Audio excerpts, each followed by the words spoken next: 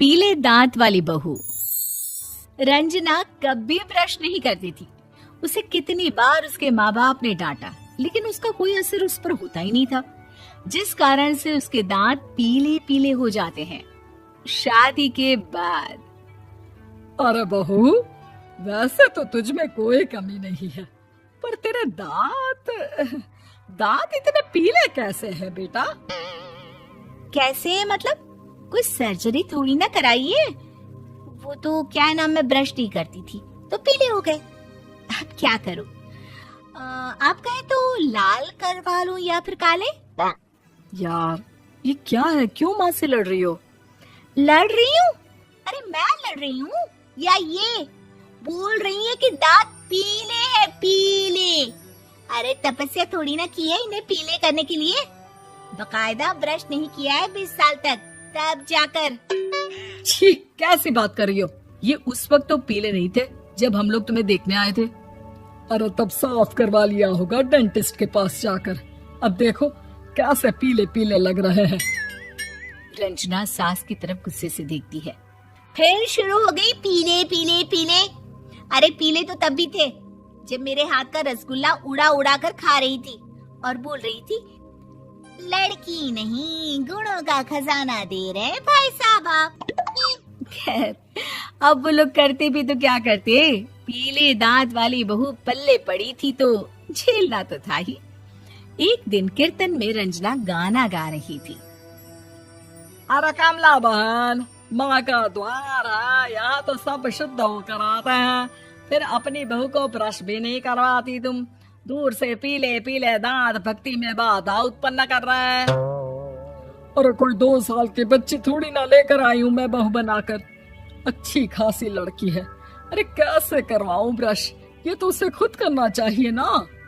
अब माँ बाप तो इसके जैसे तैसे निपटा दिए, ये नहीं सोचा कि सास कैसे संभालेगी। सास बहू को लेकर घर आ जाती है, लेकिन सोच लेती है कि अब इसे लेकर कहीं नहीं जाएगी। अगले रोज बहू कहती है, अरे क्या हो गया, मंदिर नहीं जाना क्या? कीर्तन का वक्त हो रहा है। मेरी मधुर वाणी से कान्हा जी जागते हैं और सोते हैं। आप तो जानती है ना उनकी भक्ति में कितना मन लगता है मेरा। वो क्या है ना, तबीयत ठीक नहीं लग रही है मेरी, आराम करूंगी मैं। तबीयत ठीक नहीं लग रही? अभी तो मिथुन के गाने पर नाच रही थी आप, और अब बोल रही है कि तबीयत ठीक नहीं लग रही। अरे भक्ति में मन लगा लो सासू माँ, ऊपर जाना है, क्या मुंह दिखाओगी आप? हाँ? सास को बहू की बात पर गुस्सा आ जाता है। मैं क्या मुंह दिखाऊंगी, इसकी चिंता तो ना कर, समझी? अपने मुंह की चिंता कर, जो ये पीले पीले दांत लेकर हर जगह पहुंच जाती है। पता है लोग कितना मजाक बनाते हैं। ना जी ना, मैं नहीं जाना कहीं तेरे साथ।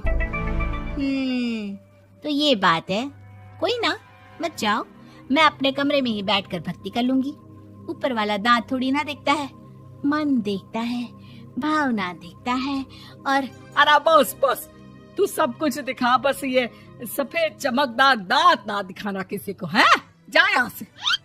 बहू को सास की बात का कोई फर्क नहीं पड़ता, वो तो जैसी थी वैसी ही रह जाती है। सुबह नहाकर किचन में खाना बनाना, फिर खाना खाना, कीर्तन भजन करना और सो जाना। एक दिन, माँ जी मैं सहेली के घर जा रही हूँ, शाम को लेट आऊंगी। हाँ, तो जाना, मैंने कौन सा तेरी आरती करनी है घर पर बैठकर।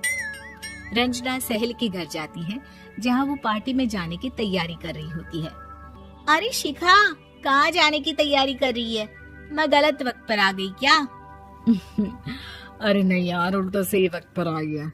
मैंने ये साड़ी और ज्वेलरी निकाली है यार, शाम को इनके ऑफिस की एक पार्टी में जाना है। बताना कैसा लग रहा है ये सब? नहीं यार, इस ड्रेस के साथ तो वो वाली ज्वेलरी अच्छी लगेगी। हाँ, सही बोल रही है, मैंने ध्यान ही नहीं दिया। वैसे तो हमेशा से मस्त फैशन सेंस रखती है। तो बड़ा जाती होगी ना पति के साथ पार्टी में। रंजना कुछ नहीं बोलती, बस सोचती है कि यार काश ये बात सही हो जाती, पर मैं क्यों नहीं जाती पार्टी में? क्या इन लोगों की कोई पार्टी होती नहीं होगी? रंजना घर आती है और रात में पति से सवाल करती है, एक बात बताइए, आप मुझे किसी पार्टी में क्यों नहीं ले जाते? क्या आपकी यहाँ ऑफिस में पार्टी नहीं होती? पति बेचारा क्या कहता कि दांत पीले हैं तुम्हारे इसलिए। अरे कोई पार्टी होती नहीं हम लोगों के ऑफिस में, तो कहाँ से लेकर जाऊं? और मार्केट, मॉल, कहीं वीकेंड घूमना, कहीं तो। अरे यार सारे हफ्ते में एक छुट्टी मिलती है, तो सोचता हूँ कि आराम ही कर लूं। क्यों? रंजना मन मार के रह जाती है। पहले कभी सास के साथ मंदिर जाया करती थी, लेकिन वो भी सास ने ले जाना बंद कर दिया। घर बैठी बैठी रंजना बोर हो जाती है। तभी उसे आइडिया आता है और वो मायके जाने का सोचती है। सासू माँ, 2 दिनों के लिए मम्मी के घर जा रही हूँ। अच्छा अच्छा ठीक है, आराम से जा। और हाँ, माँ से कुछ अच्छी आदत सीख कर आना कि कैसे शरीर के हर भाग की तरह दांतों की सफाई भी जरूरी होती है, समझी? शुरू हो गई ना आप। वो लोग आपकी तरह नहीं है कि छोटी छोटी बात का बतंगड़ बना दे। उन लोगों के लिए मैं मायने रखती हूँ, ना कि मेरे पीले पीले दांत। रंजना माँ को बिना बताए उन लोगों को सरप्राइज देती है, लेकिन जैसे ही वो दरवाजे पर पहुंचती है, अंदर देखती है कि घर वाले कहीं जा रहे होते हैं। अब माँ, काश रंजना दीदी के दांतों वाली प्रॉब्लम नहीं होती, तो वो भी हम लोगों के साथ चलती ना बुआ जी की बेटी की शादी में। हाँ बेटा, लेकिन अब उसे कौन समझाए कि उसको उसके पीले दांत नहीं दिखते, लेकिन उसके आसपास के लोगों को कितना एम्बैरेसिंग फील कराते हैं। मुझे तो कितनी बार उसके स्कूल की टीचर ने शिकायत की कि उसके साथ कोई लड़की बैठना भी नहीं चाहती, और ना ही कॉलेज में कोई उससे बात करना चाहता था। लेकिन पता नहीं क्यों उसे ये बात समझ में ही नहीं आती। कोई कमी नहीं है उस लड़की में, बस यही कि दांत पीले हैं।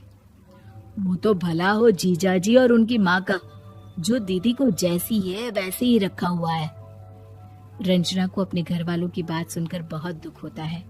वो सोचती है कि वो क्या करे, लेकिन फिर वो सीधा डेंटिस्ट के पास जाती है, अपने दांत चमकाती है और कसम खाती है कि वो रोज ब्रश करेगी। अरे क्या हो गया? तुम तो 2 दिनों के लिए गई थी ना, पर कोई ना, अच्छा है, चलो आ गई तो। रंजना सास के सामने आकर खड़ी हो जाती है और पूरी स्माइल करती है, उसके चमकदार दांतों को दिखाती हुई।